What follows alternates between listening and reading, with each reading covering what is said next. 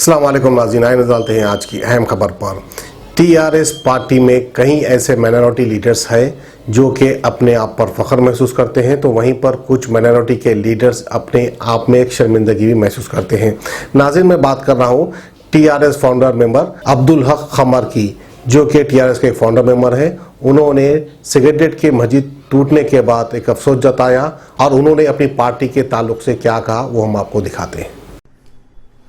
अस्सलाम वालेकुम मेरे अजीज़ दोस्तों, बुज़ुर्गों, साथियों, माँ बहनों, मैं Mohammad Abdul Haq Qamar TRS founder member हमेशा की तरह इस बार भी आप तमाम के बीच हूँ, लेकिन अफसोस के साथ मैं इस बार आप लोगों से खिताब करने से पहले मैं बहुत शर्मिंदा हूँ और बात नदामत का शिकार हूँ। उसकी बुनियादी वजह यह है कि आज हैदराबाद में ये बहुत तेज़ी के साथ ये बात गश्त कर रही है कि सेक्रेटेरिएट के 2 मसाजिद को शहीद कर दिया गया और एक मंदिर को शहीद कर दिया गया। ये बात सुनने के बाद मुझे यकीन नहीं हो रहा है कि जो हमारे चीफ़ मिनिस्टर साहब हैं KCR साहब, वो कल तक के जिस वक्त तेलंगाना रियासत के आप जब प्रेसिडेंट थे उस वक्त आपके तहारीर में आपकी ज़बान नहीं सूखती थी कि तहरीक निज़ाम सरकार के नाम से और मुसलमानों की जो परेशानियों को ज़ाहिर करते हुए मुसलमानों को खुशहाल रखने के लिए हर वो हद्दुल इम्कान कोशिश करने के लिए आपने वादे करते रहे और वादों के ऊपर आप अमलावरी के भी आपने तमाम को एक अपना वर्ड दिया और आपने तमाम को ये बात के अंदर कॉन्फिडेंस में लिया कि आप जिस वक्त तेलंगाना राष्ट्र समिति जब वजूद में आएगी और जब गवर्नमेंट फॉर्म करेगी तो ज़रूरी तौर पर आप तमाम मुसलमानों के साथ और इंसाफ होगा और तमाम यानी कि जो सेकुलर जमात जिसको कहना चाहिए वो सेकुलर जमात रहेगी। लेकिन आज ये बात सुनने के बाद हैरत होती है कि जो कल तक के जो बोलने वाले चीफ मिनिस्टर थे आज वो हमारे मसाजिद को शहीद कर चुके हैं और हमारे तमाम अलायंस जमात के जो अपने आप को मुसलमानों के ठेकेदार कहने वाले अपना मुंह बंद करे हुए तमाशाई बने हुए हैं। आखिर क्यों? क्या ये मसाजिद तुम्हारे नहीं हैं? क्या मसाजिद मुसलमानों के नहीं हैं? क्या मसाजिद के साथ अगर नाइंसाफ़ी हो तो क्या मुसलमान इस तरीके से तमाशाई बने रहेंगे? यानी मुसलमानों के एहसासात को अगर मजरूह किया जाए और तमाम एक ही ठेकेदार को अगर ये समझ जाए कि भाई वही है, जो कुछ भी है उससे हट के कोई नहीं है, ये हरगिज़ होने वाली बात नहीं है। तमाम मुसलमानों के एहसासात को जब आप मजरूह करेंगे तो ज़ाहिर सी बात है ये तमाम एहसासात जो है एक आज चिंगारी है, कल वो आग के शोलों की शक्ल इख्तियार ज़रूर करेगा और जो आज के जो हालात हैं वो कल नहीं रहेंगे। आज जो आपको अब लोग जो इज़्ज़त और क़दर की नज़र से देखा करते थे, कल आपको इज़्ज़त और क़दर की नज़र से नहीं देखेंगे। और जो भी हमारे पार्टी के अंदर तेलंगाना राष्ट्र समिति में मुसलमान हैं, चाहे वो चेयरमैन हो, चाहे वो मिसाल के तौर पर MLC हो, चाहे वो होम मिनिस्टर हो या चाहे वो पार्टी का कोई कार्यकर्ता हो, ये तमाम की मुसलमानों की तमाम की जिम्मेदारी है कि इस तरीके से अगर कोई नाजायज़ तरीके से या नाइंसाफ़ी हो जाए हमारी इबादत गाहों के साथ तो इसके लिए आवाज़ उठाना ज़रूरी है और आवाज़ उठाना चाहिए, क्योंकि हिंदुस्तान एक सेकुलर मुल्क है। अगर इसके साथ अगर नाइंसाफ़ी होती है तो हर मुसलमान की जिम्मेदारी है कि इसके ख़िलाफ़ आवाज़ उठाए। अगर कोई भी हो, अगर चीफ़ मिनिस्टर अगर हैं तो चीफ़ मिनिस्टर कल तक के जो हमारे साथ प्रेसिडेंट थे, आज वो चीफ़ मिनिस्टर होने का मतलब ये तो नहीं है कि जो चाहे वो इख्तियारात हैं उनको जो चाहे वो करे और हम तमाशाई बने रहें। हरगिज़ नहीं हो सकता। सियासत में हर एक को अपने इख्तियारात हैं। तो मेरी तमाम से अपील है कि आज जो हमारे यानी कि चंद्रशेखर राव साहब हैं वो उनको हम एक सेकुलर जमात का एक सेकुलर चीफ मिनिस्टर की हैसियत से उनका तस्वुर हमारे जहन में था, लेकिन आज वो तस्वुर बरकरार नहीं रहा। आज हमें ये सोचने पर मजबूर हैं कि आज जो हमारे अपने आप को हम ये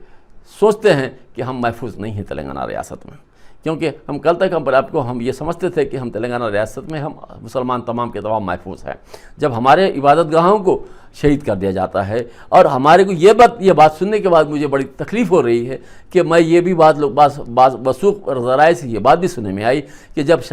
मस्जिदों के जो शहादत अमल में आई उस वक़्त शहादत अमल में आते वक्त मर जो हमारे यानी कि कुरान मजीद थी, हमारे कुरान मजीद के जो पारे थे और उसके अंदर जो जानिमात थे और जो हमारे जुमे के दिन जो खुतबा होता है उसका असा था, ये तमाम के तमाम को शहीद कर दिया गया और तमाम को मलबे की शक्ल में निकाल के लेके जाके फेंक दिया गया। ये बात सुनने के बाद अल्लाहु अकबर अल्लाहु अकबर अल्लाहु अकबर मेरे आंख पे कांटे खड़े हो जा रहे हैं कि या अल्लाह, ये इतना देखने के बाद हमारे मुसलमानों की गैरत कहाँ गई, हमारे मुसलमानों के पास वो जज्बा कहाँ गया, वो ईमान कहाँ गया कि इतनी बातें सुनने के बाद ये पार्टी से मुंसलिक रहे या ये पार्टी के अंदर अपने आप को ईमान की हरारत को ख़त्म करके अपने आप को बिल्कुल एक ग़ुलाम غلام کی حیثیت سے رہے, کیا ان کو مرنا نہیں ہے؟ کیا یہ مسلمانوں کو زندہ نہیں رہنا ہے؟ زندہ ہی رہنا ہے ساری زندگی, قیامت کے بوریے یعنی کہ آخر میں یعنی ان کو اٹھانا ہے, کیا ہے آخر؟ جبکہ مثال کے طور پر یہ اتنا بڑا واقعہ ہونے کے بعد آج ہمارے مسلمان عقیدت کہاں گئی جو اس طریقے سے نمونہ تماشائی بنے ہوئے ہیں.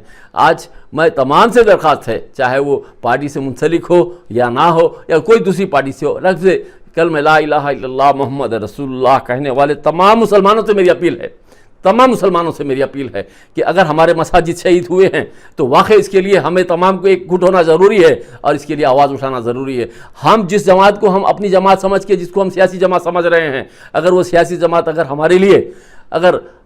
نقصان دہ ثابت ہوتی ہے تو ہمارا تمام کا کام ہے کہ آج ہی ہم کو فیصلہ کرنا ہے کہ ہم کوئی دوسری سیاسی جماعت کو آج نہیں پیدا کرنا ہے, تاکہ ہمارے اپنا بینر ہو, اپنی سیاسی جماعت کا ایک محور ہو جس کے اوپر ہم اپنے آپ کو ایک طریقے سے صحیح اسلامی جماعت کو لے کے ہم ایک سیاسی جماعت بنائیں گے اور وہ سیاسی جماعت کو لے کے ہم اپنا پرچم لہرائیں گے اور اپنے مقاصد کو پورے کریں گے. اگر اس طریقے سے جس کو ہم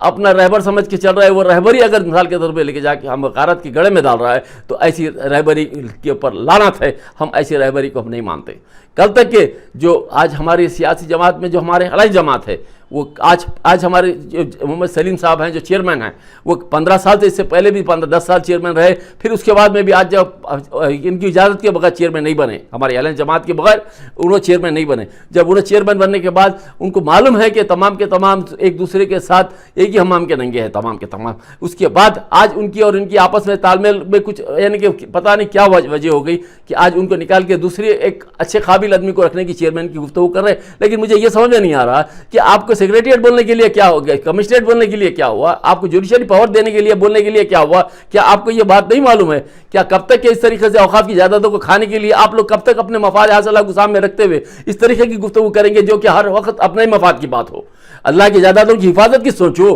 اگر آپ حاکم ہیں تو آپ حاکم ہیں تو حکمت جو ہے آپ کی آپ عوام اور ملت کے لیے استعمال کرو. اس طریقے سے مت کریے جس طریقے سے آج آپ کر رہے ہیں. اللہ آپ کو اور آپ کی اولاد کو صحت اور تندرستی کے ساتھ اچھا رکھے. اگر مثال کے طور پہ قوم کے لیے اچھا سوچتے ہیں, اگر آپ قوم کے لیے اچھا نہیں سوچتے ہیں, قوم کو برباد کرنا چاہتے ہیں, تو اللہ آپ کو, آپ کی اولاد کو, اولاد تمام کو تباہ و ترش کر دے. میری یہ دعا ہے آپ لوگوں سے, یا بدعا سمجھیے آپ, کیونکہ آج جو ہمارے حالات ہیں یہ انتہائی خراب حالات ہیں. آج ہم اس طریقے سے آج خاموش بیٹھیں گے تو کل آنے والے حالات کیا بننے والے ہیں نہیں معلوم. آج دیکھیے آپ کے سامنے کی بات ہے کہ یعنی کہ ایک معمولی سی بیگم بازار کے پاس, ایک قبرستان کے پاس